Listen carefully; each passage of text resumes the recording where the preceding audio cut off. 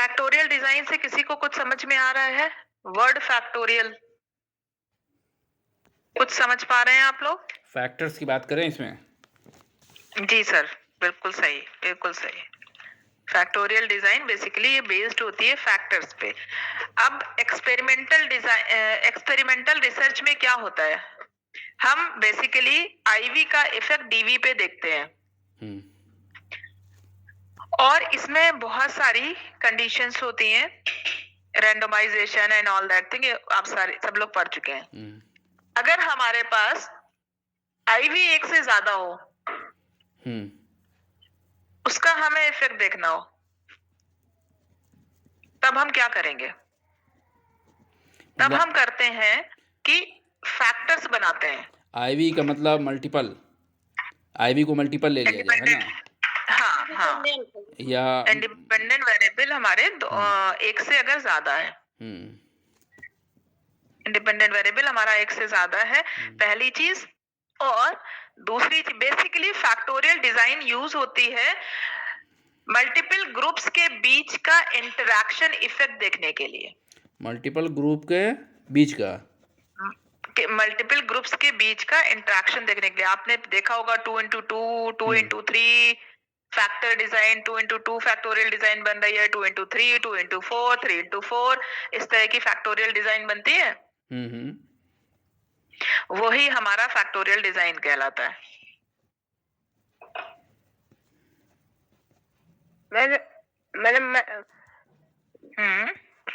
Multiple groups के बीच के सार्थकता जांची जाती है, मीन के बीच के सार्थकता जांची जाती है। All possible combination of the different levels of different factors is called factorial experiment.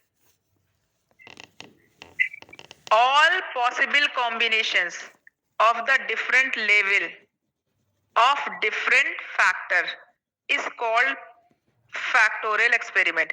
मतलब डिफरेंट फैक्टर्स या डिफरेंट वेरिएबल के जितने भी लेवल्स हैं, डिफरेंट लेवल्स हैं। अगर हम बात करें सोशियो इकोनॉमिक स्टेटस के कितने लेवल्स हो सकते हैं? तीन हो गए।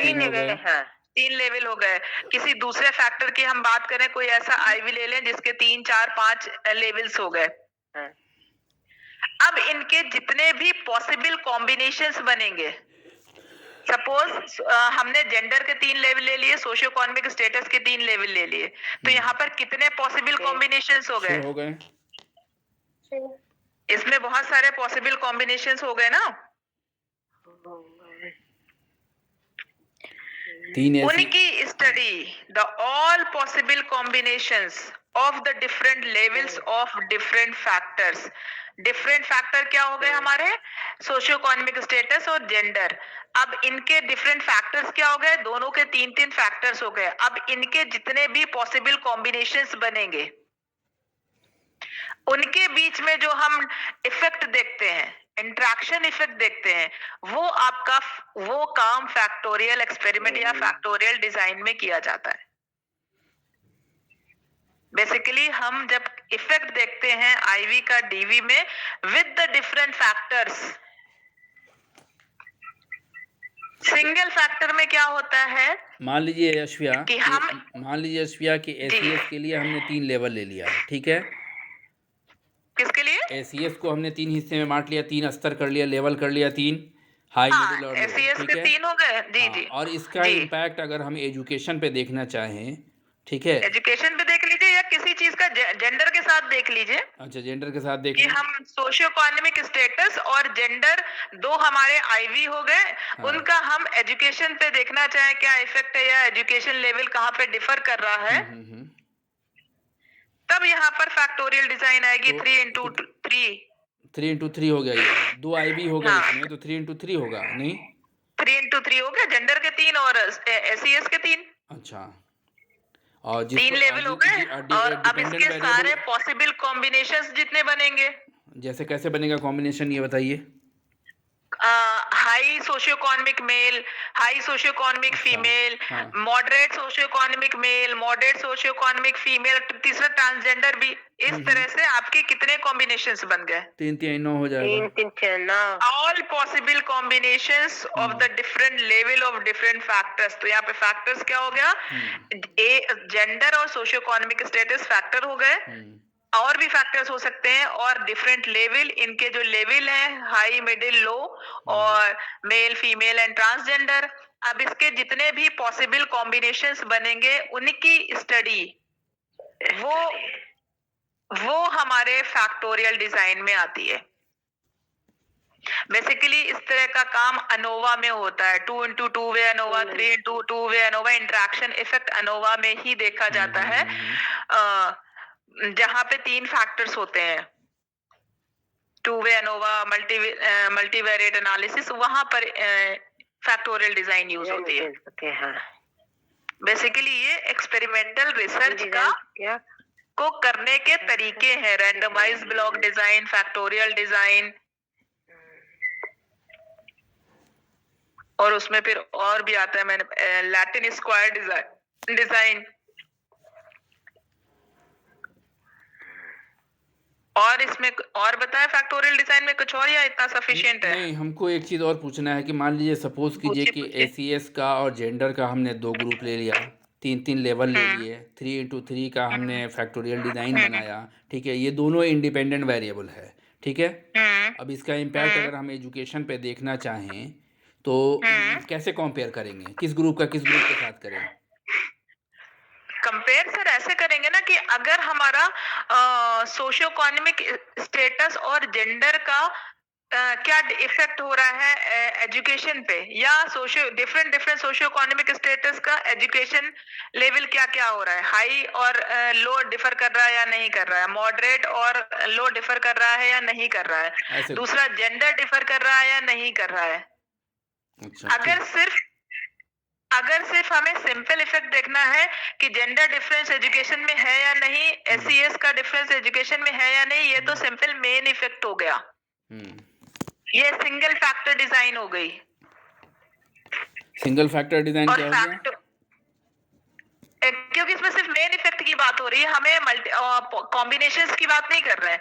हमें सिर्फ ये पता चला, अगर मेन इंटरेक्शन इफेक्ट सिग्निफिकेंट नहीं है, सिर्फ अगर हमें मेन इफेक्ट देखना है तो हम यही देखेंगे ना कि डिफरेंट सोशियो इकोनॉमिक स्टेटस का एजुकेशन लेवल डिफर कर रहा है या नहीं कर रहा है। सपोज हाई सोशियो इकोनॉमिक्स का एजुकेशन लेवल अच्छा होगा as comparison to low socio economic status के। बहुत सारे फैक्टर्स होते हैं। एक तो ये निकल कर आ गया, दूसरा ये आ गया कि male is more literate than female, या वाइस वर्सा। अगर ये चीजें अलग अलग हमें देखनी है तब तो आपका सिंपल आ गया, सिंगल फैक्टर। आपने सिंगल फैक्टर ही आपने एनोवा अप्लाई कर लिया। अगर आपको इनके बीच का इंटरेक्शन इफेक्ट देखना है, फैक्टोरियल डिजाइन बेसिकली यूज ही वहां पर होता है एक्सपेरिमेंट, जब हमें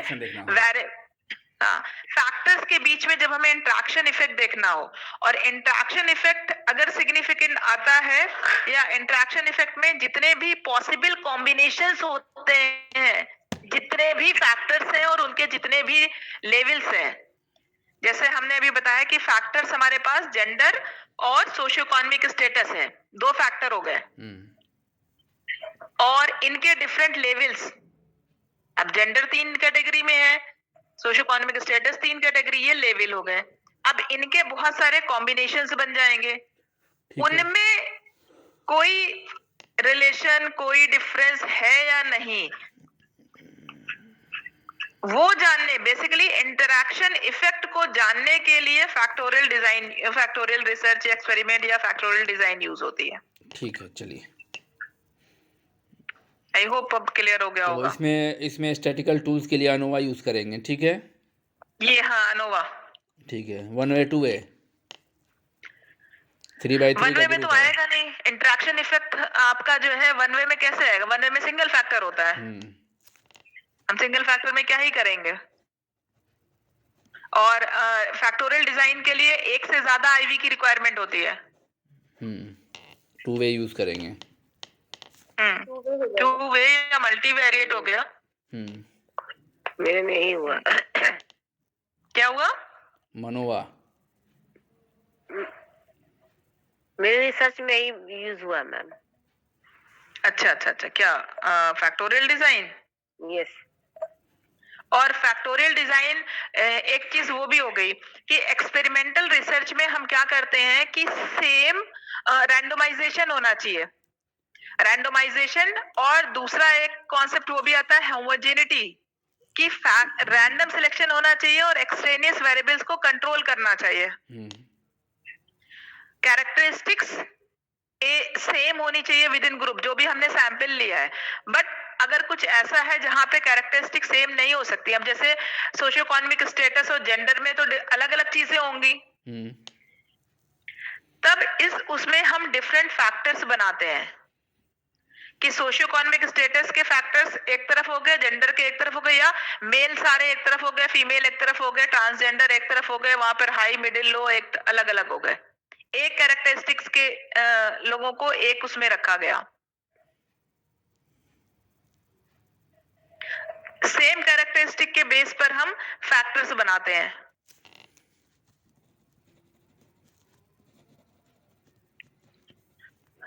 जो मेन एम है या मेन ऑब्जेक्टिव कहा जाए या बेनिफिट जो है फैक्टोरियल डिजाइन का, उसका सबसे बड़ा बेनिफिट ये है कि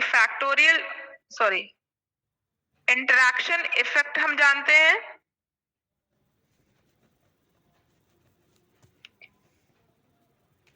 आपके जो लेवल है वो क्वांटिटेटिव भी हो सकते हैं, क्वालिटेटिव भी हो सकते हैं। ये सिंगल फैक्टर के कंपैरिजन में ज्यादा एफिशिएंट है। जहां पर इंटरैक्शन इफेक्ट प्रेजेंट है वहां पर फैक्टोरियल डिजाइन, फैक्टोरियल एक्सपेरिमेंट आपका नेसेसरी या मैंडेटरी हो जाता है।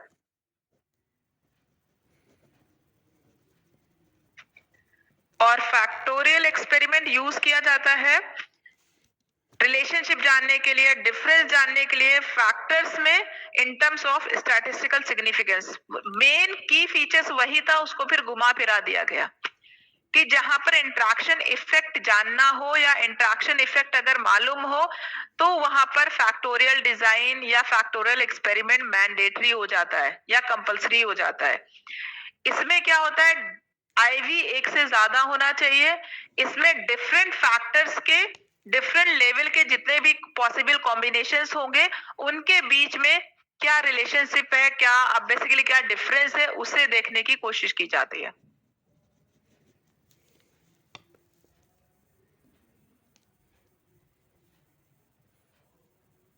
चलिए ठीक है, फैक्टोरियल डिज़ाइन क्लियर। नेक्स्ट क्या था हम लोग का? Randomized block design. Random block design. Basically experimental research में क्या होता है कि रैंडमाइजेशन के थ्रू डेटा का कलेक्शन होता है, उसके बाद स्टडी की जाती है। आपका ट्रीटमेंट ग्रुप रखा और कंट्रोल ग्रुप रखा, व्हाटएवर, ये एक्सपेरिमेंटल रिसर्च एक्सपेरिमेंट सबको पता है। अब रैंडमाइज्ड ब्लॉक डिजाइन वहां पर यूज होती है जब हमारे पास हेट्रोजीनियस ग्रुप है, different different category, different different characteristics के लोग हैं, हेट्रोजीनियस ग्रुप है। तब क्या करते हैं कि सेम कैरेक्टरिस्टिक के इंडिविजुअल्स का या सेम कैरेक्टरिस्टिक के लोगों का एक ग्रुप बनाते हैं, दूसरी सेम कैरेक्टरिस्टिक के लोगों का दूसरा ब्लॉक बनाते हैं, तीसरे कैरेक्टरिस्टिक के लोगों का तीसरा ब्लॉक बनाते हैं या ग्रुप बना लेते हैं, फिर उसमें से रैंडम सिलेक्शन किया जाता है। That is called randomized block design. Ma'am ये स्ट्रेटिफाइड सैम्पलिंग की तरह है होगा ये? स्ट्रेटिफाइड सैम्पलिंग की तरह आप कह सकते हैं कि ये स्ट्रेटिफाइड रैंडम सैम्पलिंग की तरह है, लेकिन आपने तो डेटा कलेक्ट कर लिया, मतलब आपने डेटा कलेक्ट नहीं किया, सैंपल ड्रॉ कर लिया आपने।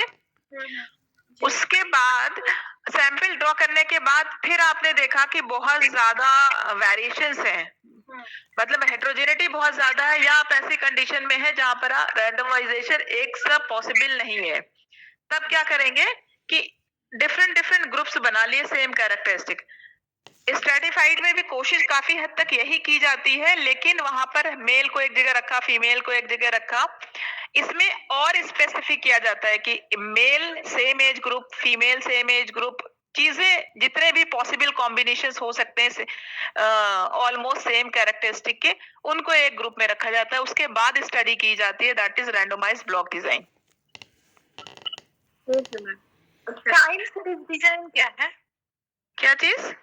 Time series design. अच्छा टाइम सीरीज डिजाइन, अच्छा वो वन आप बाई उसमें वन, पहुंच गए। हाँ वन बाई वन, जो जो पहले दिया गया उसको कर लेने दीजिए। सर इसी में है रैंडमाइज्ड ब्लॉक डिजाइन में टाइम सीरीज डिज़ाइन पे कुछ समय टाइम सीरीज डिजाइन उसमें है आपका, वो भी आएगा। एक तो क्वाज़ी एक्सपेरिमेंटल में आता है कि कुछ टाइम के बाद जब दोबारा एक्सपेरिमेंट किया जाता है। ये क्वाज़ी एक्सपेरिमेंटल जो रिसर्च है उसमें 2-3 तरह से किया जाता है, वहां पर टाइम सीरीज डिजाइन आती है। अब आता है आपका था repeated measure. Repeated measure basically उस कंडीशन में किया जाता है जहां पर हमारे पास डिफरेंट ग्रुप्स नहीं है। सपोज बहुत छोटा सैंपल है और एक ही ग्रुप है, वहां पर अगर हमें किसी स्टडी का देखना है कि कितनी इफेक्टिव है, तब हम सेम ग्रुप को डिफरेंट टाइम गैप के बाद एक ही चीज ट्रीटमेंट देते हैं। थोड़े एक बार ट्रीटमेंट दिया, फिर दोबारा कुछ टाइम के बाद रिपीट किया, फिर कुछ टाइम के बाद तीसरी बार रिपीट किया, फिर कुछ टाइम के बाद चौथी बार रिपीट किया, दैट इज रिपीटेड मेजर। कि उस मेजर की या उस ट्रीटमेंट की इफेक्टिविटी कितनी है, इफेक्टिव है या नहीं, उसे जानने के लिए एक सेम ग्रुप को, सेम ट्रीटमेंट को कई बार रिपीट किया जाता है सेम ग्रुप पे। और ये बेसिकली यूज होता है जब सैंपल साइज छोटा हो, that is repeated measure design या रिपीटेड मेजर। अनोवा भी होता है कभी कभी, आपने कहीं पढ़ा होगा।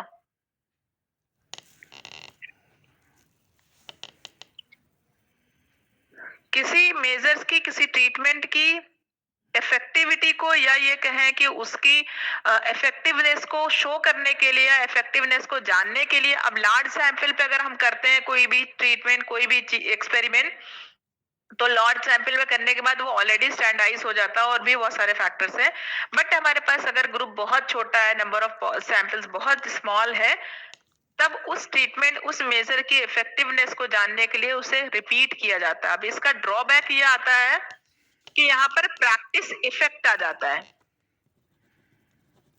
अगर कोई चीज लर्न करने के लिए दी गई, या अगर हम ये देखना चाहें कि सर ने ऑलरेडी बहुत सारी चीजें पहले पढ़ा दी हैं, उसके बाद हमने पढ़ाई है, उसके बाद अगर कोई आप में से कोई पढ़ा है तो डेफिनेटली कि वो चीज आपको काफी अच्छे से मालूम हो चुकी होगी।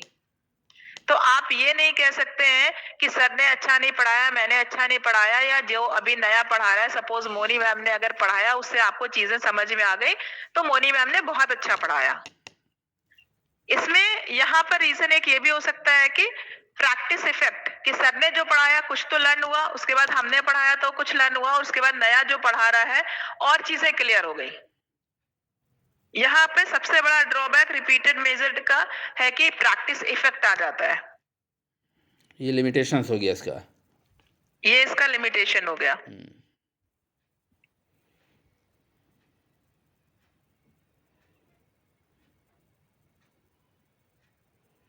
कैसे इसको हटाया जाए प्रैक्टिस इफेक्ट को?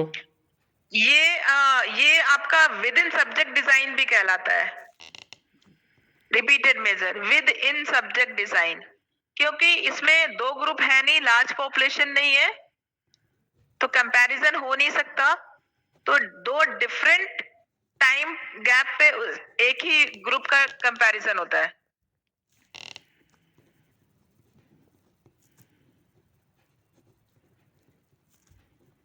और रिपीटेड मेजर सेम सब्जेक्ट पे ही कंडक्ट किया जाता है। एक्सपेरिमेंटल रिसर्च है जो सेम सब्जेक्ट पे कंडक्ट की जाती है after certain period of time. अब इस डिजाइन का या इस रिस्क, इसका रेशनल क्या है या इसकी पॉजिटिविटी क्या है, ये एक एक्सपेरिमेंट कंडक्ट तब करते हैं रिपीटेड मेजर को जब पार्टिसिपेंट्स बहुत कम होते हैं। ये इसकी रेशनल है या स्ट्रेंथ है। किसी भी एक्सपेरिमेंट को conduct the experiment more efficiently, किसी एक्सपेरिमेंट को बहुत अच्छे से अगर कंडक्ट करना है तो उसके लिए रिपीटेड मेजर यूज किया जाता है कि बाई चांस फर्स्ट टाइम में कोई मिस्टेक हो गई तो सेकंड टाइम बेटर होगा, थर्ड टाइम और बेटर होगा। इसका रेशनल एक ये भी है कि increase the sensitivity of the experiment, experiment की सेंसिटिविटी को इंक्रीज करने के लिए इस डिजाइन को यूज करते हैं। हम तभी तो कह सकते हैं कि हमने एक बार ट्राई किया तो ये रिजल्ट आया, दोबारा ट्राई किया ये आया, तीसरी बार ट्राई किया ये आया।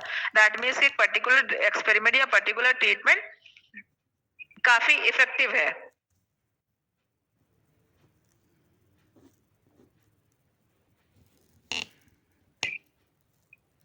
और इसके कंट्रोल ग्रुप की कोई रिक्वायरमेंट नहीं होती है क्योंकि हमारे पास एक ही ग्रुप होता है।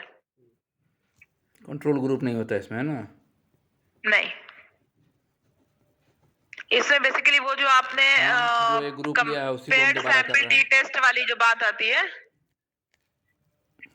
Paired sample t test before and after experiment जो मेजर करते हैं, तो वहां पर जी जी ये उसी का ही है और एक्सटेंडेड में है कि इसमें हम ये देखते हैं कि जो भी हम ट्रीटमेंट दे रहे हैं वो कितना इफेक्टिव है। Anything else? चलिए ठीक है, नेक्स्ट क्या था? बस 3 ही चीजें दी थी सर। अच्छा एक वो भी था, रिव्यू ऑफ लिटरेचर में क्या जानना चाह रहे हैं सर? यूजेस क्या है रिव्यू ऑफ लिटरेचर के? क्यों हम रिव्यू ऑफ लिटरेचर कलेक्ट करें? रिव्यू फायदा है रिसर्च में ऑफ उसका? लिटरेचर सर, वर्ड से समझिए, लिटरेचर का रिव्यू, लिटरेचर को दोबारा से देखना। क्यों? और हर रिसर्च में ये बहुत मैंडेटरी पार्ट होता है। कुछ समझ में आया क्यों? क्यों कहा जाता है कि जितना रिच लिटरेचर होगा उतनी ही अच्छी आप बात कह सकते हैं या आपकी रिसर्च उतनी ही अच्छी मानी जाएगी। क्यों? सब रिव्यू ऑफ लिटरेचर करते हैं, यहाँ पर ज्यादातर इस ग्रुप में पीएचडी वाले लोग हैं। इसीलिए तो सवाल डाला हमने। पता चलता है कि हम मतलब इसमें जितने लिटरेचर है उसमें क्या चीज की कमी है जिसपे हम रिसर्च अच्छा से बेहतर से कर सकते हैं। उसके लूप पॉइंट को खोजा जाता है लिटरेचर में कि इस क्या चीज है जिस पर हम अपना रिसर्च हम कर सकते हैं अपनी पोटेंशियल के अनुसार। लिटरेचर को पढ़कर उसमें से हम लोग ढूंढते हैं कि क्या टॉपिक है, क्या कंट्रोवर्सी है, क्या इश्यूज है जिसमें मैं खुद काम कर सकती हूँ। इस तरह का देखा जाता है। तो आप ये बताइए कि प्रॉब्लम को चुनने से पहले रिव्यू कर लें? तो मैम ने बबीता मैम ने जो बताया, मैम ने बात बहुत अच्छी बताई, बट एक पॉइंट को कवर कर रही है ये। एक चीज हम जी जी अर्चना मैम, जी वेरिएबल सेलेक्ट करने में भी रिव्यू से मदद मिलती है क्या? अभी बताते हैं। और कुछ सर भी कुछ कह रहे थे? नहीं, मेरे पूछने का मतलब ये था कि अगर हाइपोथेसिस के फॉर्मुलेशन में और फाइंडिंग को सपोर्ट करने में रिव्यू ऑफ लिटरेचर का रोल रहता है। Very good. और पहले सब बोल लीजिए फिर हम बोलेंगे। और सर कुछ कह रहे थे, सर की आवाज कट गई थी। नहीं, हमने सिर्फ इतना पूछा कि उन्होंने, बबीता ने कहा कि रिव्यू ऑफ लिटरेचर जो है उसके आधार पर हम क्या करते हैं। बेसिकली इनकी जो इन्होंने इतनी बात जो भी कही उसका एक सिंपल सा पॉइंट था कि रिव्यू ऑफ लिटरेचर से हम रिसर्च गैप ढूंढते हैं। जो भी मैम ने कहा उसका एक जिस्ट ये था, रिसर्च गैप ढूंढते हैं। हमने वही सवाल किया ना उनसे कि प्रॉब्लम, किसी रिसर्च प्रॉब्लम को पहले चुने या रिव्यू ऑफ लिटरेचर पहले चुन लें। सर अब हमें ये बताइए, अभी तो पहले ही पॉइंट पे अटक गए कि रिसर्च प्रॉब्लम कैसे चुनी जाती है। कैसे चुनी जाती है रिसर्च प्रॉब्लम? कोई बताएगा? रिसर्च का टॉपिक वाली बात तो प्रॉब्लम नहीं, आइडिया कहें, रिसर्च का आइडिया कैसे सिलेक्ट किया जाता है? एक्सपर्ट्स की राय ले लें। अगर पर्सनली सर बोला जाए कि रिसर्च का टॉपिक मैंने कैसे चुना, तो क्योंकि मैं सेक्टर में काम करती थी और मैंने वहाँ की बच्चियों को देखा और वहाँ से मुझे आइडिया आया। वो ठीक है, वो अलग बात हो गई, बट तरीका क्या होता है? हाँ, तरीका क्या होता है? तरीका में रिसर्च का हाँ जी जी तरीका रिव्यू ही आएगा कि आप रिव्यू से ही रिव्यू से ही रिसर्च का जो आइडिया पिक करते हैं वो दो चीजों पर डिपेंड करता है, बेसिकली दो ब्रॉडर कॉन्सेप्ट पर बेस्ड होता है। एक है आपका रिव्यू ऑफ लिटरेचर, जैसे कि इन शॉर्ट आरओएल कहते हैं। आरओएल के बेस पर आपने आइडिया पिक किया है रिसर्च का, या सब्जेक्टिव। सब्जेक्टिव में आपका आ जाएगा कि अपना आपको कोई एक्सपीरियंस। इंसाइट मिली, आपकी सोसाइटी का कोई इशू था, कोई चैलेंज था। यस दो चीजों पे, हाँ, दो चीजों के बेस पे उसको चूज करते हैं। एक आपका सब्जेक्टिव वे है, दूसरा आपका आरओएल मतलब रिव्यू ऑफ लिटरेचर के बेस पे। यही दो तरीके हैं किसी भी रिसर्च के आइडिया को पिक करने के लिए। रिसर्च के टॉपिक, रिसर्च प्रॉब्लम, कुछ भी कह दीजिए। तो रिव्यू ऑफ लिटरेचर रिसर्च के हर पॉइंट पे इंपॉर्टेंट है। कोई ऐसा पॉइंट नहीं है मेरे हिसाब से जहां पर रिव्यू ऑफ लिटरेचर की जरूरत ना पड़े। पहली चीज आपकी आ गई। अगर आपने सब्जेक्टिव वे पे भी अपना रिसर्च आइडिया किया है, तब भी रिसर्च के टॉपिक की फ्रेमिंग के लिए आपको रिव्यू ऑफ लिटरेचर करना ही पड़ेगा। सपोज आपके रंजीता मैम का कोई केस सेंसिटिव है समथिंग, तो मैम ने एक वहां पे काम किया था। बेसिकली ये कह लें कि एक सोशल इशू था जहां से मैम ने प्रॉब्लम पिक की। बस एक ही आएगा, क्योंकि हाँ, आपका जो आइडिया था वो सब्जेक्टिविटी पे था, बट बाकी टॉपिक का फ्रेमिंग और वेरिएबल्स का सिलेक्शन वो कहाँ से आया? रिव्यू ऑफ लिटरेचर से भी आया मैम। और दूसरी बात है कि रिव्यू ऑफ लिटरेचर से मैं अपने रिसर्च टॉपिक को जस्टिफाई भी कर पाता। नहीं, जस्टिफाई करना तो बात की बात आ गई। मैं स्टार्टिंग पॉइंट, फर्स्ट स्टेप की बात कर रही हूँ कि चलिए आपने सब्जेक्टिव वे पे अपना टॉपिक सिलेक्ट कर लिया। टॉपिक क्या, सिर्फ एक आइडिया ही आया कि मुझे इन लोगों पे, इन बच्चों पे या इन वुमेन्स पे काम करना, बस आपका एक यही पॉइंट तो था।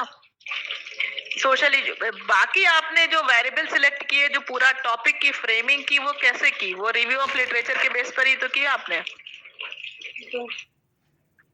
उसके बाद तो मैंने बाद में ढूंढा। नहीं, वो तो तो आपने वेरिएबल कैसे सिलेक्ट किए? ठीक है, आपने रिव्यू ऑफ लिटरेचर बाद में ढूंढा। लोग करते यही हरकत करते हैं ज्यादातर। इंसाइट ही था कि वहाँ लगभग 550 बच्चे थे और मेरा और मुझे सैंपल कहा गया 500 लेने को। फिर क्या हुआ? बहुत अच्छा सा आइडिया था कि शॉर्ट स्टे होम में बच्चियां रहती हैं, ऐसी बच्चियों को एडमिनिस्ट्रेशन रेस्क्यू कराता है। मेरे लिए सैम्पलिंग भी बिल्कुल से दिमाग में मेरे एकदम फिक्स था कि मुझे सेंटर होम से डाटा कलेक्ट करना है। नहीं, सेंटर होम से तो आपको डाटा कलेक्ट करना है, बट आपको ये आइडिया था कि आपको उस पे काम करना है। बट उस पे क्या काम करना है, कौन से इश्यूज पे काम करना है, वो तो आपने कहीं ना कहीं लिटरेचर से ही कहीं ना कहीं तो पढ़ा होगा, प्रीवियस स्टडी से, प्रीवियस कॉन्सेप्ट से, तब तो आपने पूरा टॉपिक बनाया। आपका पूरा टॉपिक क्या है? मेरा टॉपिक है anxiety, depression, suicidal ideation and psychological wellbeing of girls under weight. आपका सोसाइडल आइडिएशन हो गया, और क्या, स्ट्रेस हो गया, एंजाइटी हो गया, ये सब डिप्रेशन, सुसाइडल आइडिएशन। ठीक है, ये सारे वेरिएबल क्या, कहाँ से आए? क्या आपका इंसाइट था? आपको इनका नाम पहले से नहीं मालूम था? इनको नहीं, कोई आइडिया नहीं था? हाँ, क्लिनिकल स्पेशल था तो कुछ टर्म सामने आए थे वहाँ काम करते हुए भी, और कुछ तो वो नहीं, वहां पे काम करते हुए, तो इसका मतलब ये नहीं है, वो भी एक तरह का रिव्यू ऑफ लिटरेचर। तो कहीं तो आपने डिप्रेशन, स्ट्रेस, एंजाइटी सब पढ़ा था। हाँ, एग्जैक्टली पढ़ा था। तो वो भी रिव्यू ऑफ लिटरेचर का मतलब सिर्फ एक यही थोड़ी होता है कि क्या आपने जब रिसर्च करने बैठे तब आप स्टडीज पढ़ेंगे तो वो रिव्यू ऑफ लिटरेचर होगा। अब बहुत सारी इंफॉर्मेशन। अभी मेन पॉइंट आया कि क्या जितने रिसर्च पेपर लिखे गए हैं वो ही रिव्यू ऑफ लिटरेचर है? नहीं,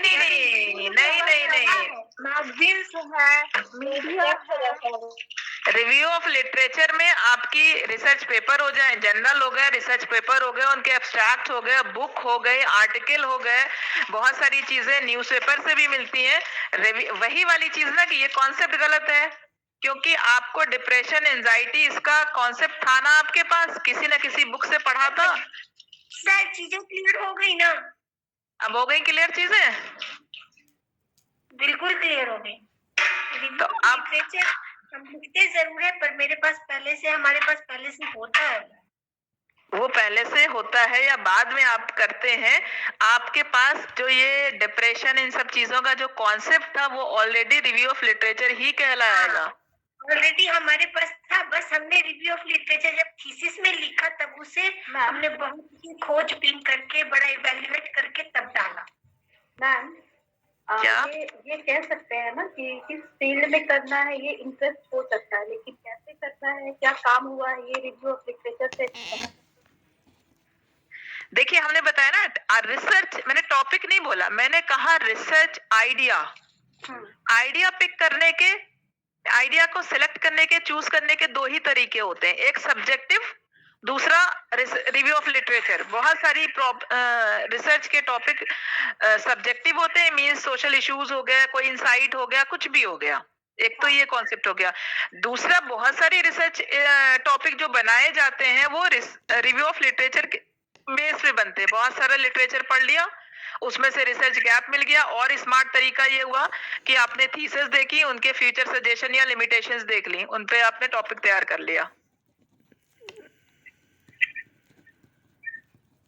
क्योंकि हर रिसर्च में लिखा जाता है लिमिटेशंस ये है, फीचर सजेशंस ये है। अब टॉप रिव्यू ऑफ लिटरेचर का काम कहां पर आ गया? टॉपिक को सिलेक्ट करने में। उसके बाद वेरिएबल को एक्सप्लेन करने के लिए आप कहां से लाएंगे? ऑपरेशनल डेफिनेशन, जो पहली बात तो सब करते नहीं, जो करते भी हैं तो मुश्किल से 2 लाइन 4 लाइन के लिख के खत्म। बाकी पूरा वेरिएबल का एक्सप्लेनेशन कहां से आता है? और टेक्स्ट बुक पढ़ के। Moral of the story, review of literature. या यही चीज तो मैंने कहा मैम, आपका जो वो एक लाइन था, रिव्यू ऑफ लिटरेचर सिर्फ रिसर्च पेपर्स नहीं होते, जहाँ से भी इंफॉर्मेशन कलेक्ट करते हैं, जो भी हमें नॉलेज मिलता है, वो सारे रिव्यू ऑफ लिटरेचर, वो सारे रिव्यू ऑफ लिटरेचर में आ गए। बस हम अब आपको थीसिस में अपने टॉपिक के हिसाब से एकोमोडेट करते हैं उसे। एकोमोडेट करिए। अब देखिए आपके रिसर्च के हर स्टेप पे आपको रिव्यू ऑफ लिटरेचर की रिक्वायरमेंट पड़ेगी। रिक्वायरमेंट है, इवन टाइटल तक में हम जो टॉपिक सेलेक्ट करते हैं उसमें भी। जी जी जी। अब आप ये देखिए, आपको सैंपल को किस पॉपुलेशन पे काम करना है वो तो आपके पास था। सैंपल कैसे ड्रॉ करना है उस पे भी रिव्यू ऑफ लिटरेचर देखते हैं। एज रेंज क्या होगी, कैटेगरी क्या होगी, क्या पॉसिबिलिटीज हो सकती हैं, ये सारी चीजें भी रिव्यू ऑफ लिटरेचर से आती हैं। मेजर्स कौन से यूज होंगे, which one is the best measures. जी, तो मतलब ये कह सकते हैं कि अगर हम कोई भी रिसर्च करने जाते हैं तो उससे पहले हमें रिव्यू ऑफ लिटरेचर पढ़ना होता है। बिल्कुल पढ़ना होता है, बिना आप ऐसे कैसे वो कर सकते हो? सर का सवाल फिर यही तो- था कि पहले रिव्यू ऑफ लिटरेचर करें, फिर फिर हम लोग का जो पहले तो मैम प्रॉब्लम का सिलेक्शन होगा ना, उसके बाद सबसे पहले यही बात तो सबसे पहले आइडिया, रिसर्च का आइडिया ऑफ द रिसर्च किस पे काम करना है। देखिए आइडिया भी आपके मैम, आइडिया भी दो तरीके से, एक सोशल इशू हो गया है सब्जेक्टिव, और दूसरा रिव्यू ऑफ लिटरेचर। तो रिव्यू ऑफ लिटरेचर के ही बेस पर है। दूसरा सोशल इशू। अब सोशल इशू तो आपको एक जिसे कहते हैं ना, एक पॉइंट है, बस उस पॉइंट को डायरेक्शन तो आपको रिव्यू ऑफ लिटरेचर ही देगा। मिलेगा। मैम अगर नल हाइपोथेसिस बना हुआ है तब कैसे बताएंगे? नल हाइपोथेसिस अगर हमने बनाया है, बिल्कुल सही बात आपने कही, नल हाइपोथेसिस हमने अगर बनाई है तो उसका मेन मोटिव ये होता है कि कोई भी प्रीवियस स्टडीज अवेलेबल नहीं है, प्रीवियस रिसर्च अवेलेबल नहीं है, बट इसका ये मतलब नहीं है कि कोई कॉन्सेप्ट अवेलेबल नहीं है। रेलेवेंट कॉन्सेप्ट रहता है, उसका रेलेवेंट कॉन्सेप्ट होगा। सपोज अगर आपने नल हाइपोथेसिस बनाई है एडोलेसेंट्स पे, हो सकता है एडल्ट पे और ओल्ड एज पे वो कॉन्सेप्ट अवेलेबल हो, और अगर कुछ भी नहीं तो आपका कॉन्सेप्ट तो है ना, थ्योरी तो उसकी अवेलेबल है। नल हाइपोथेसिस का मतलब एक्सप्लोरेटरी नहीं हो जाता है।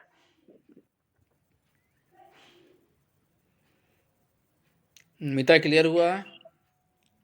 जी सर। और कुछ?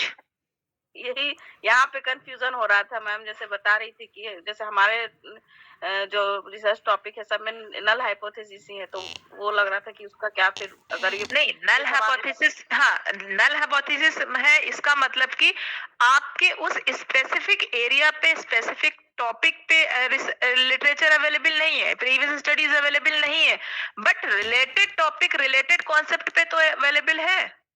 अगर हम वेलबीइंग पे नहीं है और मेंटल हेल्थ पे है, तो क्या ये रिलेट नहीं करेगा कॉन्सेप्ट? या आपके एडोलेसेंट्स के वेलबीइंग पे स्टडीज नहीं है और एडल्ट के वेलबीइंग पे है, तब आपकी हाइपोथेसिस तो नल हो गई। बट ऐसा तो नहीं है कि आपने नया कॉन्सेप्ट जनरेट किया।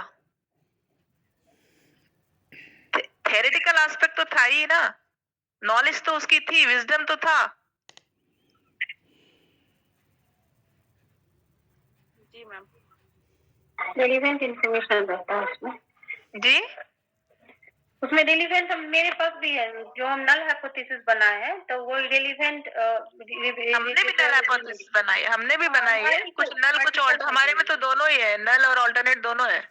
मेरा भी है नल, तो उसमें भी दिया हुआ है कुछ सेम चीज नहीं है, लेकिन उससे रिलीवेंट करके है दिया हुआ जो हाँ, जैसे हमारा उस पे था कि डिसेबिलिटी पे नहीं है बट नॉर्मल पे अवेलेबल है, तो हम ये नहीं कह सकते ना कि क्वालिटी ऑफ लाइफ का कॉन्सेप्ट ही नहीं है। ये हम कह सकते हैं कि हाँ, डिसेबिलिटी के कॉन्टेक्स्ट में नहीं है, बट थ्योरी तो एग्जिस्ट कर ही रही है। अश्वर्या, एक कोरिलेशनल डिजाइन है। कोरिलेशनल एक तो पता नहीं कहाँ से टॉप वो आता। कोरिलेशनल डिजाइन में बेसिकली, हाँ, क्या पूछना चाह रहे हैं? क्या है, समझा दीजिए थोड़ा सा। जब वेरिएबल्स का रिलेशनशिप देखना होता है तभी तो कोरिलेशनल डिजाइन होती है। तो ठीक है, इतना तो हम भी जान रहे हैं, इसको कुछ और इसके अलावा कुछ नहीं है। इसके अलावा कुछ नहीं है। इसकी डिजाइन, इसका रिसर्च उसी के अकॉर्डिंग होगी कि किस तरह से रिलेशनशिप देखा जाए। मैम एक एग्जांपल देके समझा दीजिए ना। और एक एग्जाम्पल, क्वासी कोरिलेशनल रिसर्च में कोरिलेशनल रिसर्च डिजाइन यूज होगी। सपोज हम ये देखना चाहें कि किसी भी ए का रिलेशन बी से है या नहीं, या इसका अगर हम ये देखना चाहें कि इस ग्रुप में जो भी टीचिंग हो रही है, जो प्रैक्टिस हो रही है, उसका रिलेशनशिप आपकी नॉलेज के साथ है या नहीं, performance of a teacher is related to enhance of knowledge or not, या आप ये कह सकते हैं कि temperature is related to performance of examination, या और अभी हम और सिंपल एग्जांपल दें तो ये जितनी सर्दी बढ़ेगी उसका उसका कोई रिलेशन है जी, उतना ज्यादा कंबल निकलेगा, कंबल की बिक्री होगी। एकदम अच्छा, एकदम प्रैक्टिकल। हम तो हीटर की बात करने जा रहे थे, ब्लोअर की बात करने जा रहे थे सर ने, और मैं थोड़ा आगे एडवांस में जा रही थी।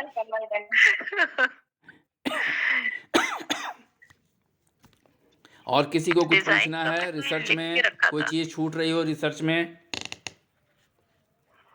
मैम एक चीज बताइए, जैसे मेरा एक आर्टिकल है occupational stress and job satisfaction है, ठीक है, among the male and female teacher working +2 private school. तो इसमें ऑक्यूपेशनल स्ट्रेस का जो डायमेंशन है 12 डायमेंशन है, उनका स्केल यूज किया था क्या? उदय पारिक का स्केल यूज किया था क्या?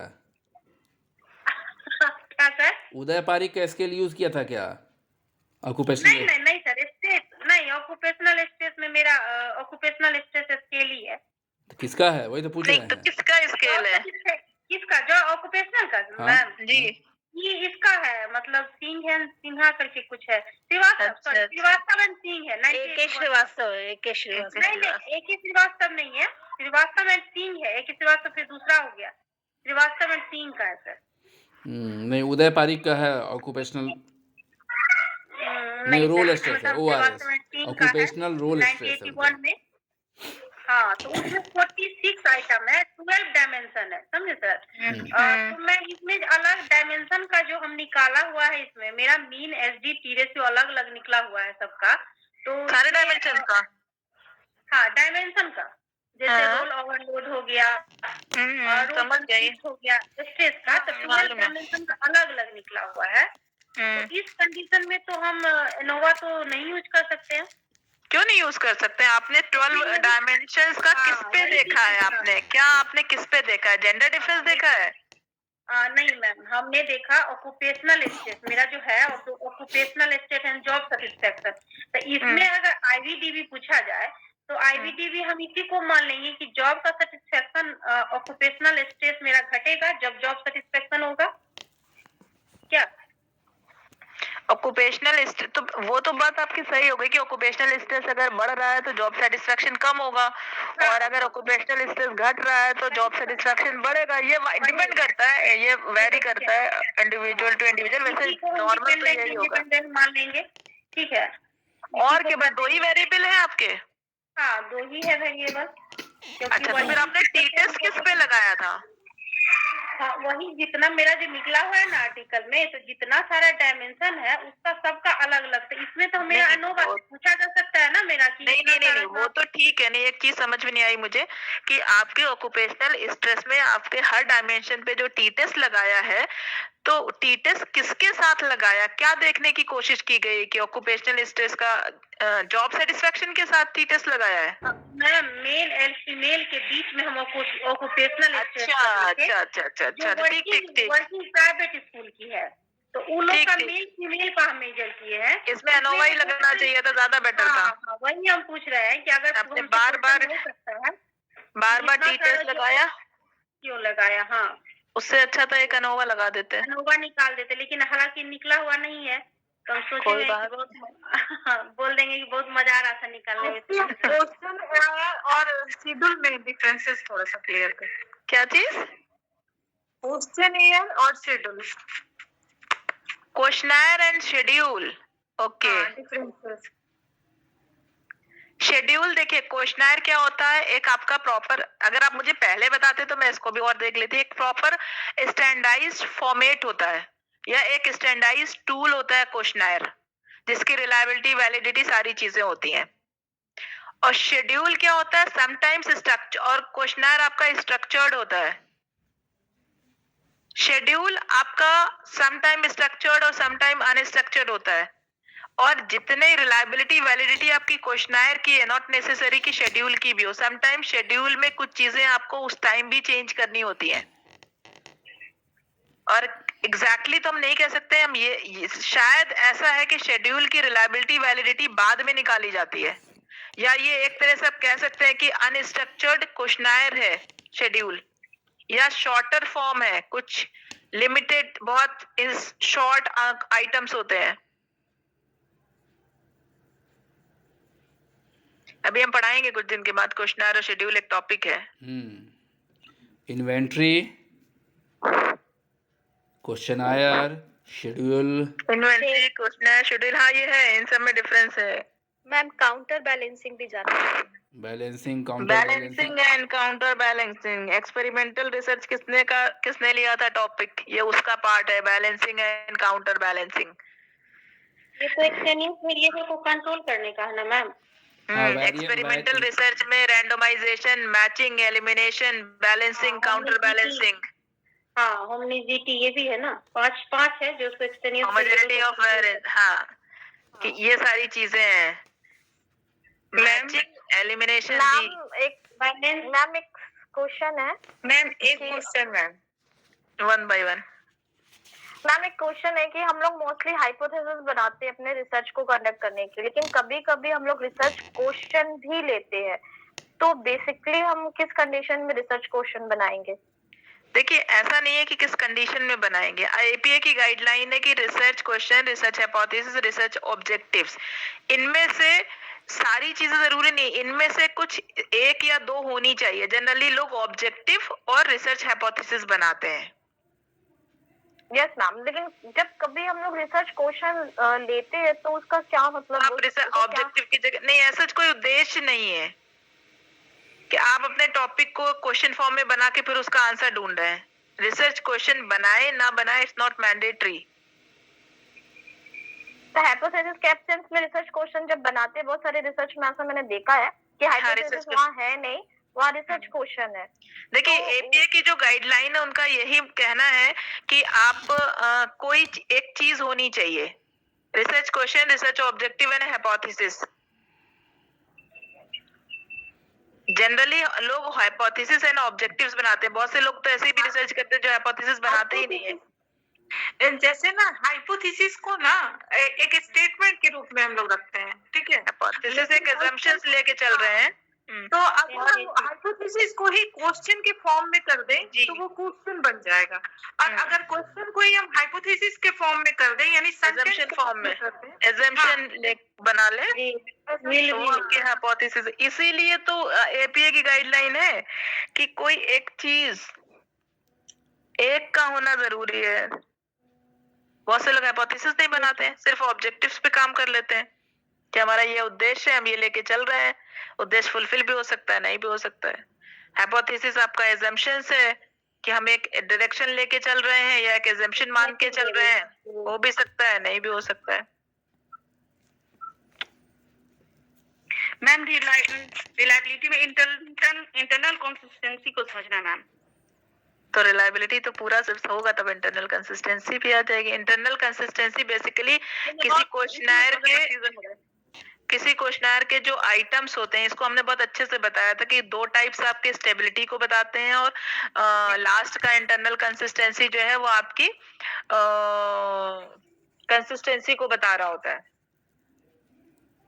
स्टेबिलिटी में वो concept आते हैं जिसमें चेंजेस नहीं हो सकते, और कंसिस्टेंसी में वो चीजें आती हैं कि जिसमें चेंजेस के चांसेस होते हैं। आईक्यू किसी का चेंज नहीं हो सकता। इंटरनल कंसिस्टेंसी बेसिकली जो भी आइटम बने हुए हैं वो आइटम आपस में कितने सुइटेबल हैं, कितने कंसिस्टेंट हैं, उसके लिए इंटरनल कंसिस्टेंसी मेथड यूज किया जाता है। Internal consistency and split half. ऐसा तो नहीं कि जो आइटम बने हुए हैं ऊपर के 10 आइटम किसी और डायरेक्शन में जा रहे हैं, नीचे के 10 आइटम किसी और डायरेक्शन में जा रहे हैं। कुछ बुद्धि माप रहा है, कुछ क्रिएटिविटी माप रहा है, और कुछ एटीट्यूड माप दे रहा है। अलग अलग नहीं होना चाहिए उस चीज को देखने के लिए। और ओवरऑल तो आपका उसने दे दिया रिलायबिलिटी क्या ऑलमोस्ट कंसिस्टेंसी है, बट क्या वो आइटम एक्चुअल सही है या नहीं है? जी मैम। जी ma'am yes ma'am, J score and की रेशियो में क्या डिफरेंस है? सब अभी पूछ लेंगे, हमने बढ़ाया तो था जेड स्कोर और टी स्कोर। आज स्टार्ट अभी नहीं कीजिए। हम कंफ्यूजन है, सो बस पूछ रहे हैं आपसे। नहीं नहीं, देखिए हाँ, जेड स्कोर आपके लार्ज सैंपल में आता है जी, टी स्कोर बिलो 30 में आता है, 30 तक आता है जी। 30 तक आपका टी आएगा। मैंने कहीं से बहुत अच्छा सा 30 से ज्यादा हम मैंने नहीं पढ़ा मैम यही चीज। लेकिन मेरा क्वेश्चन बस एक है मैम कि अगर हम लोग कोई भी मतलब रिसर्च करते हैं तो मोर देन हमारा जो पॉपुलेशन होता है मतलब सैंपल होता है आपको 30 से तो एबव रहता है, फिर भी हम लोग टी टेस्ट अप्लाई करते हैं, तो क्या यह सही है? तो यही सारी तो मिस्टेक्स होती हैं। ये तो अप्लाई तो बहुत कुछ कर देते हैं, अप्लाई तो बहुत कुछ करते हैं। जी मैम, मेरा बस यही क्वेश्चन है। नहीं उसकी भी कंडीशंस है। देखिए ये तो आपका हो गया, ये तो आपका हो गया। उसके अलावा भी जेड टेस्ट और टी टेस्ट की और भी कंडीशंस हैं जी। टी टेस्ट आपका बेसिकली यूज होता है जहां पर आपका जब पॉपुलेशन वेरिएंस आपका अननोन होता है तब टी टेस्ट यूज होता है। और अगर पॉपुलेशन वेरिएंस नो और सैंपल साइज स्मॉल है, सैंपल साइज स्मॉल है, वेरिएंस आपको पता नहीं है, तब टी टेस्ट यूज होगा। सैंपल साइज आपका बड़ा है और वेरिएंस आपको नोन है, अच्छा, तब आपका जेड टेस्ट यूज होगा। लेकिन ऐसा होता नहीं है, सब जगह सब कुछ हो जाता है। जी मैम, इसीलिए पूछे मैम, थैंक यू। लेकिन जो बेसिक डिफरेंस है आपका टी टेस्ट आपको वेरिएंस नहीं पता है और स्मॉल सैंपल साइज छोटा है, और जेड टेस्ट आपको वेरिएंस पता है और सैंपल साइज बड़ा है। अच्छा, एक क्वेश्चन था कहीं पर, सपोज सैंपल साइज आपका छोटा है और वेरिएंस मालूम है, तब क्या अप्लाई करेंगे?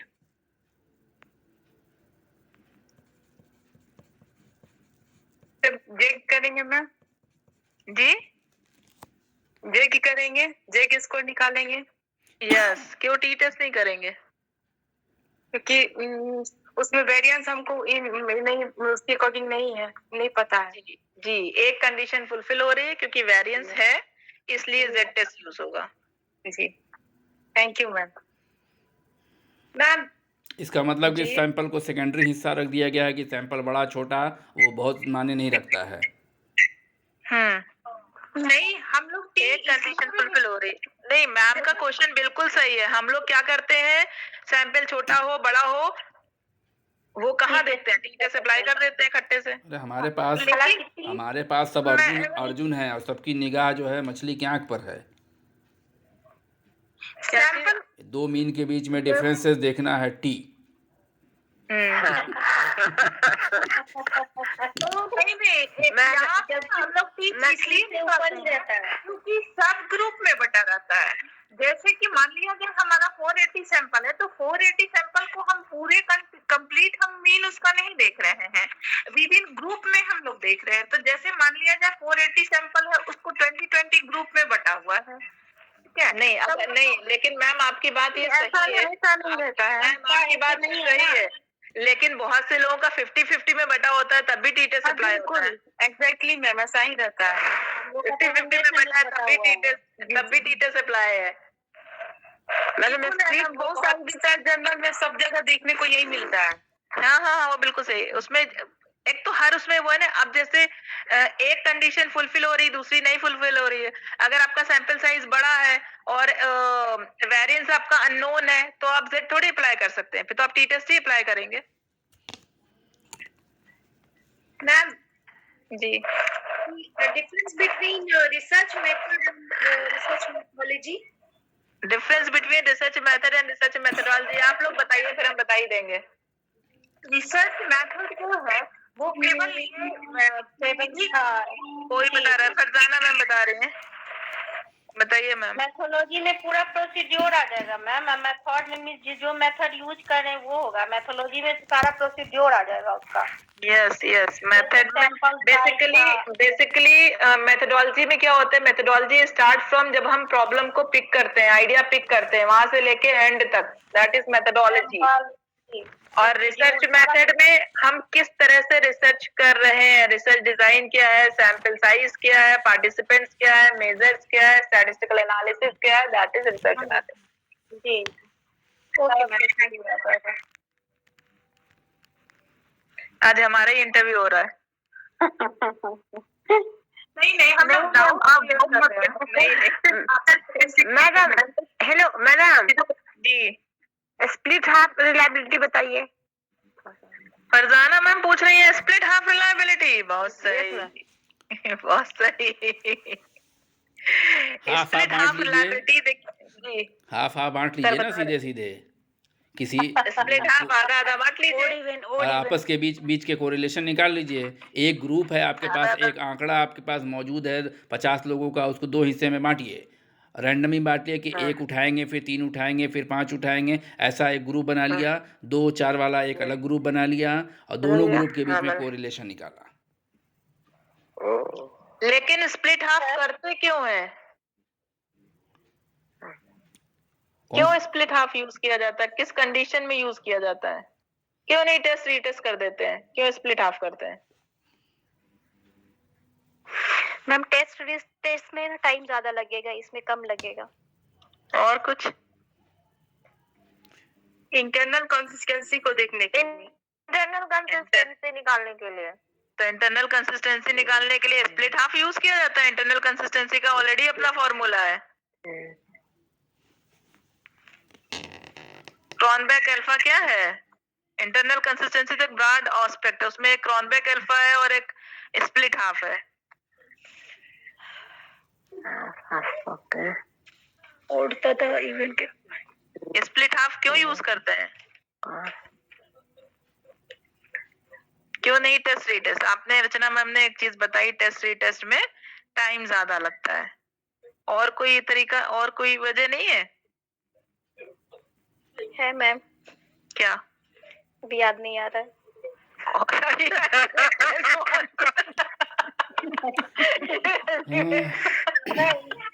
सर ये क्वेश्चन जो आप डाले हुए थे तो उसमें तो कुछ क्वेश्चन तो छूट ही रहा है जो नहीं हो पाया, तो नहीं वो हो भी पाया। देखिए, टेस्ट रीटेस्ट यूज होता है जब हमें किसी भी क्वेश्चनर के जो भी आइटम्स है या क्वेश्चनर हमें consistency in terms of stability देखनी हो।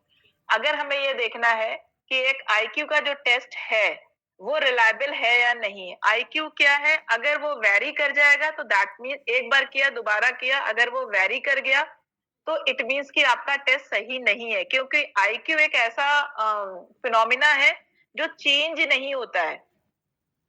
आईक्यू लेवल ये नहीं होगा कि आज हमारा आईक्यू लेवल 100 है और एक हफ्ते के बाद आपका 150 हो जाए। तो आप टेस्ट रीटेस्ट एक बार टेस्ट करें, दोबारा करें, तीसरी बार करें, 4 बार करें, 10 बार करें, आपका आईक्यू का स्कोर ऑलमोस्ट उतना ही आएगा। नहीं, इसमें फ़र्क पड़ता है। शादी के पहले और शादी के बाद के आईक्यू में बहुत फ़र्क है। ऐसा कुछ नहीं होता है। तभी तो कहा जाता ठीक है। है, शादी नहीं, तभी तो ठीक है कहा सर, जाता है शादी के कि पहले ही अगर 10 बार आईक्यू मेजर किया गया तो कोई फर्क आएगा विद इन 1 मंथ? ना, नहीं आएगा, लेकिन शादी के बाद आ जाएगा। और IQ अगर कम हो जाएगा सर। बढ़ गया हाँ, तो होगा। शादी के बाद फीमेल का आईक्यू बढ़ जाता है सर। नहीं, IQ फीमेल का IQ कम हो जाता है मेरे अंदर। मैंने वो मैम, क्या मेल का बताई? आईक्यू घट जाता है। मैम क्या अरे बताइए इसका तभी सही तभी यूज तो करने का बताया गया है कि मेन हर कारण? पुरुष के कामयाबी के पीछे महिला का हाथ है। तो शादी हो गई तो महिला का हाथ आ गया। हाँ, दूसरी चीज ये हो गई, चलिए। अगर हमें हैप्पीनेस की स्केल का रिलायबिलिटी देखनी है तो क्या हम टेस्ट रेटस अप्लाई कर सकते हैं अर्चना मैम? नहीं, क्यों? क्योंकि ये चेंज कर सकता है ना। क्योंकि ये स्टेबल कॉन्सेप्ट नहीं है। हैप्पीनेस आपका स्टेबल फिनोमिना नहीं है। चेंज हो सकता है। हमने 2 पॉइंट बताए थे रिलायबिलिटी में, स्टेबिलिटी एंड Consistency। कंसिस्टेंसी, 2 चीजें थी। स्टेबिलिटी के फिनोमिना को मेजर करने के लिए, रिलायबिलिटी को मेजर चेक करने के लिए आपका टेस्ट रीटेस्ट आएगा, और दूसरा क्या बताया था? टेस्ट रीटेस्ट पैरेलल फॉर्म, 2 बताए थे स्टेबिलिटी के लिए। हाँ, उसके कई नाम है पैरेलल फॉर्म के। और दूसरा था इंटरनल कंसिस्टेंसी। इंटरनल कंसिस्टेंसी में आपका स्प्लिट हाफ था और क्रॉनबैक अल्फा था। स्प्लिट हाफ हम क्यों यूज करते हैं? स्प्लिट हाफ यूज किया जाता है सपोज हैप्पीनेस के जितने भी आइटम हैं वो सारे आइटम एक्चुअल में हैप्पीनेस को मेजर कर रहे हैं। ऐसा तो नहीं कि उसके 80% आइटम हैप्पीनेस को मेजर कर रहे हो, 20% आइटम किसी और चीज मूड को मेजर कर रहे हो।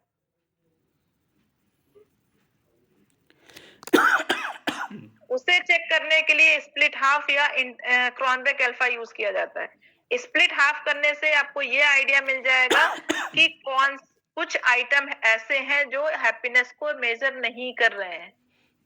अगर हम आधा, और इसीलिए ऑड इवन बांटा जाता है, आधा आधा नहीं बांटते हैं। हो सकता है आधा आधा बांटने का तरीका ये भी हो सकता है कि ऊपर के आधे जो है वो किसी और कॉन्सेप्ट को मेजर कर रहे हैं, नीचे के किसी और को मेजर कर रहे हैं। इसलिए ऑड इवन करते हैं ताकि आइटम एक जैसे आ जाए, या ऊपर के इजी हो सकते हैं और नीचे के डिफिकल्ट हो सकते हैं। और जो सीक्वेंस होता है आइटम्स का क्वेश्चनर के फ्रेमिंग का, वो यही होता है कि इजी टू डिफिकल्ट वे में चलता है। तो ऊपर के तो सारे इजी हो गए, आईक्यू को मेजर करने बैठ गए हम, तो आधे आइटम में तो ज्यादा आईक्यू आ जाएगा, नीचे के आधे आइटम में कम आईक्यू आएगा। फिर तो मॉडरेट लेवल रहेगा मैम क्या? इसलिए उसके जो आइटम्स हैं, जो भी जितने भी आइटम्स हैं, वो एक्चुअल में उससे, उस कॉन्सेप्ट से रिलेट करते हैं या नहीं करते हैं सारे आइटम। इसलिए इंटरनल कंसिस्टेंसी यूज की जाती है कि विद इन आइटम क्या है। मरियम, ये बोर्ड का एग्जाम है तुम्हारा, दिमाग मेरा खराब हो जा रहा है। उठो, नींद क्यों आ रही है इतनी? दिमाग खराब, उठो। क्या हो गया जरीना मैम? सोने दीजिए और क्लास को एंड कर दीजिए, सबको सोने। अरे बेटी का मेरे इम्तिहान है भाई, आने वाले वक्त में। अरे तो सोने दीजिए, सोने का टाइम है, सुबह उठाइएगा। सुबह उठती नहीं है, इतनी ठंडी पड़ रात में रही है ही यहाँ शुरू पे। हो जा रहे हैं कि तुझको चलना होगा। चलिए ठीक है। चलिए ठीक है, एंड करते हैं, काफी टाइम हाँ, हो गया। रिलायबिलिटी वैलिडिटी जो बच गया है ना, कल उस पर एक बार रिवीजन हम लोग कर लेंगे। ठीक है मोनी? चांदनी मैम का था ना रिलायबिलिटी हाँ वैलिडिटी। अगर कोई नहीं करेगा तो हम ही करेंगे, ठीक है कल। हाँ सर, आप ही कर दीजिएगा हाँ सर। रिलायबिलिटी वैलिडिटी और जो जो चीज़ बच गई है कल हम देख लेंगे, ठीक है। ठीक है। कल हम लोग रिसर्च ख़त्म करें और उसके बाद से नेक्स्ट पेपर में घुसें, ठीक है। सर आज मेरा कुछ सवाल था। हाँ हर वो सवाल व्हाट्सएप का किए थे जवाब ही सर। सवाल है। सर व्हाट्सएप जो किए थे। हाँ और कल हम आपको अलग से भेज देते हैं, ठीक है। ठीक हाँ ठीक है सर। ठीक। Good night. Good night. Good night.